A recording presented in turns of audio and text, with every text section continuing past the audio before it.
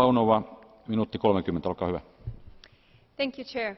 Mr. Vice President, ние всички, както и бизнесът в Европа, все по-често използваме интернет, за да осъществяваме онлайн търговия както в границите на Европейския съюз, така и с останалата част от света.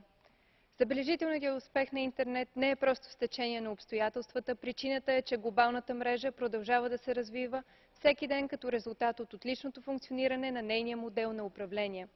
Той позволява взаимодействие между всички заинтересовани страни, академичната общност и гражданите, НПО-тата, правителствата, големите, но и малките компании.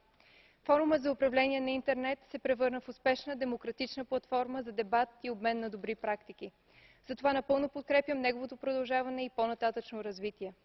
Призовавам Европейския съюз и държавите членки да подкрепят този доказал се подход на управление на интернет, вземайки предвид, че през 2015 година ООН ще преразгледа общата си политика в областта на информационните технологии. Възползвайки се от възможностите на интернет, Европа може да се превърне в глобален лидер в технологиите, подкрепяйки модела на отворен интернет. Намирането на компромис по ключови въпроси, като роуминга, авторското право и мрежовата неутралност, ще ни позволи да се възползваме от момента и да постигнем завършване на единния цифров пазар в Европейския съюз. Благодаря ви.